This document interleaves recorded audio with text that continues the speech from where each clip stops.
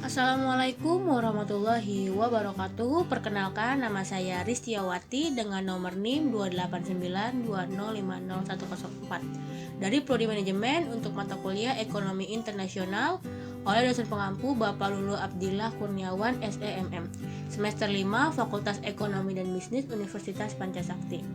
Video kali ini dibuat bertujuan untuk memenuhi salah satu tugas UTS dari mata kuliah Ekonomi Internasional oleh dosen pengampu Bapak Lulu Abdillah Kurniawan SEMM.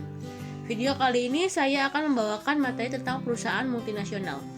Multinational company atau perusahaan multinasional sudah pasti sering kalian dengar dalam kehidupan sehari-hari. Keberadaan perusahaan ini tidak bisa dilepas dari perkembangan era globalisasi dan juga era digitalisasi seperti saat ini yang memungkinkan adanya kerjasama hingga pada tingkatan internasional atau antar negara. Perusahaan seperti ini pun mempunyai peranan yang sangat penting dalam kegiatan ekspor dan juga impor, transaksi internasional, ataupun dalam aktivitas penanaman modal asing di beberapa negara tertentu. Jadi apa sih perusahaan multinasional? Nah, perusahaan multinasional atau PMN adalah perusahaan yang berusaha di banyak negara. Perusahaan ini biasanya sangat besar. Perusahaan seperti ini memiliki kantor-kantor, pabrik, atau kantor cabang di banyak negara. Mereka biasanya memiliki sebuah kantor pusat di mana mereka mengkoordinasi manajemen global. Perusahaan multinasional sangat besar memiliki dana yang melewati dana banyak negara. Mereka dapat memiliki pengaruh kuat dalam politik global karena pengaruh ekonomi mereka yang sangat besar bagi para politisi dan juga sumber finansial yang sangat berkecukupan untuk relasi masyarakat dan melobi politik. Selanjutnya yaitu ada karakteristik perusahaan multinasional.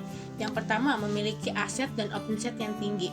Untuk membuka aset di negara lain tentunya dibutuhkan biaya yang besar. Itulah sebabnya perusahaan ini setidaknya menyandang gelar unicorn. Ketika sudah membuka kantor di negara lain, selanjutnya kantor ini akan menjadi aset bernilai tinggi. Yang kedua, jaringan usaha. Perusahaan multinasional memiliki banyak jaringan usaha di berbagai negara. Nah, jaringan usaha ini bisa dalam bentuk perusahaan utama maupun anak usahanya. Kegiatan produksi dan pemasaran akan dilakukan di setiap negara dengan dikelola oleh kantor cabang atau anak usaha. Yang ketiga, dikendalikan di kantor pusat. Dikarenakan banyaknya anak usaha di negara lain, maka perusahaan ini memiliki kantor pusatnya sendiri. Kantor pusat ini biasanya berada di negara asal perusahaan. Fungsi kantor pusat ini adalah mengatur jalannya bisnis dan berkoordinasi dengan kantor cabang lain di negara lain.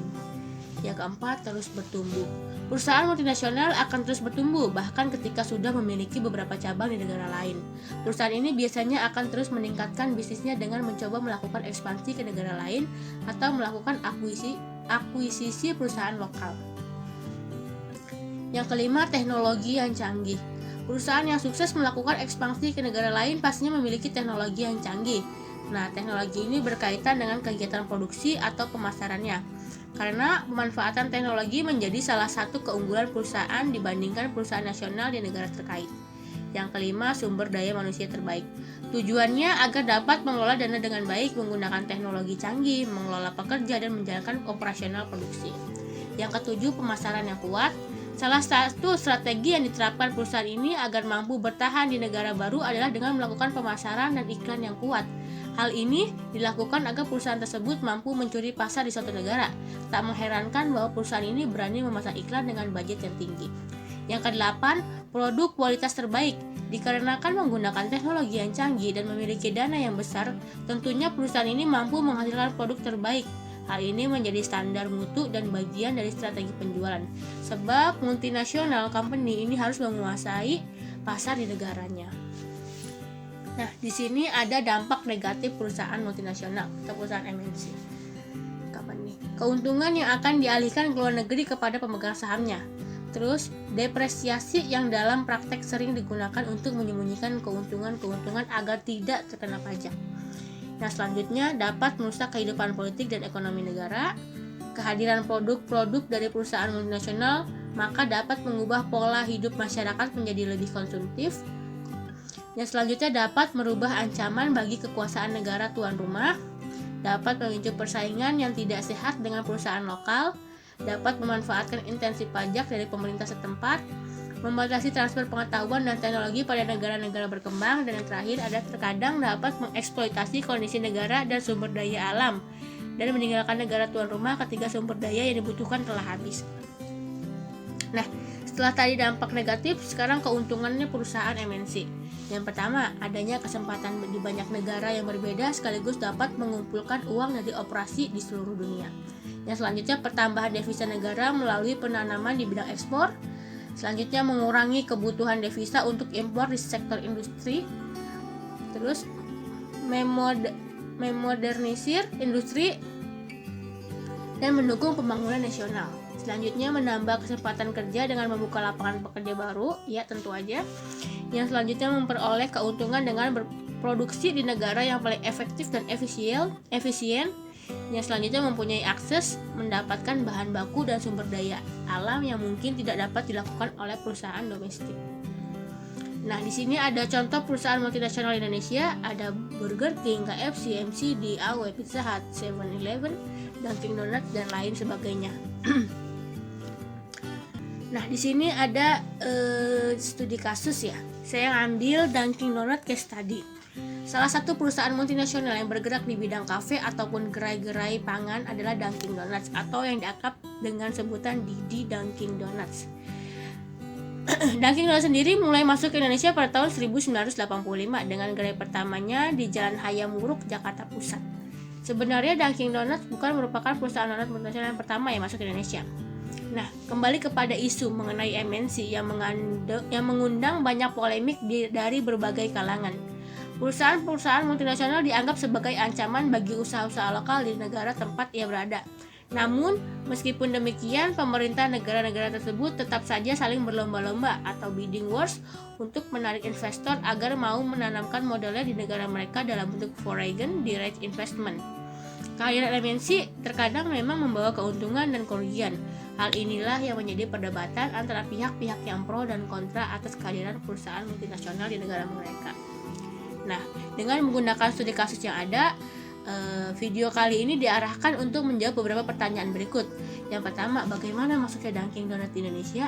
Apakah Dunkin Donuts terhadap pertumbuhan dan pengembangan usaha lokal? Jadi dampaknya itu seperti apa? Terus apa dan bagaimana pengaruh kehadirannya? Dengan menjawab pertanyaan-pertanyaan di atas, tulisan ini berusaha memberikan pemikiran yang positif bahwa kesempatan untuk memperoleh keuntungan ekonomi politik internasional melalui kegiatan multinasional corporation tidak hanya dimiliki oleh negara-negara ekonomi maju, akan tetapi di negara-negara berkembang juga dapat mengupayakan hal yang sama melalui MNC. Nah, di sini yang pertama masuknya Dunkin Donuts di Indonesia. Dunkin Donuts pertama kali masuk di Indonesia melalui penanaman modal asing, langsungnya dengan membuka perusahaan pertama di Jakarta. Dunkin Donuts sebelumnya juga telah membuka cabang-cabangnya atau franchise di berbagai negara seperti di negara-negara Eropa. Di Indonesia sendiri, Dunkin Donuts mulai menambah pasarnya pada tahun 1985 dengan gerai pertama yang didirikan di Jalan Hayam Wuruk, Jakarta Pusat, khususnya wilayah Indonesia. Master franchise Dunkin Donuts dipegang oleh Dunkin Donuts Indonesia.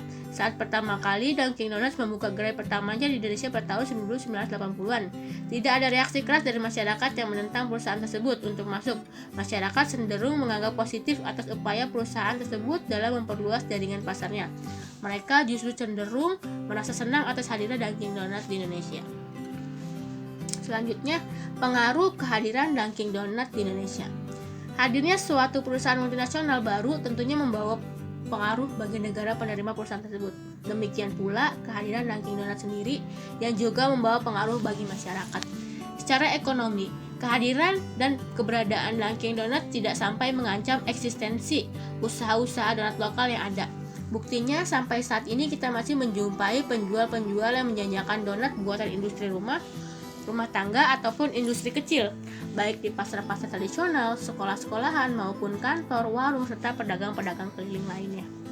Kehadiran Dunkin Donuts dianggap sebagai salah satu varian dari jenis donat yang ada.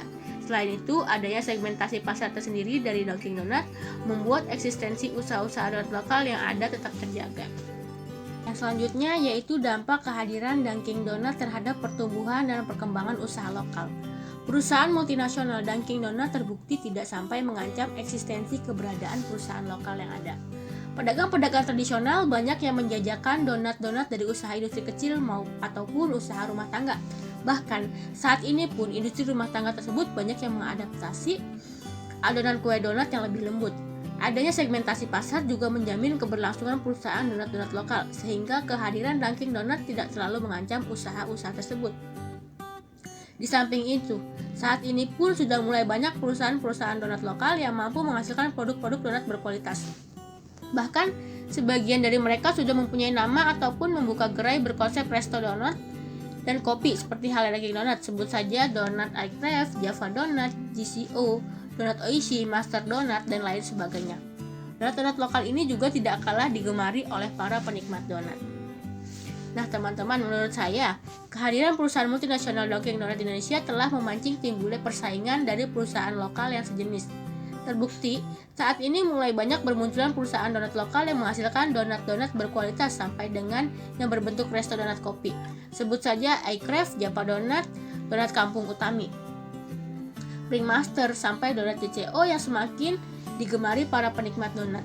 Dunkin Donut yang merupakan restoran donat dan kopi dengan jaringan terbesar di dunia saat ini terbukti mampu merangsang pertumbuhan perusahaan donat lokal yang ada. Ya teman-teman, itulah materi dari saya. Kurang lebihnya mohon maaf. Saya Ristiawati, izin pamit undur diri. Wassalamualaikum warahmatullahi wabarakatuh.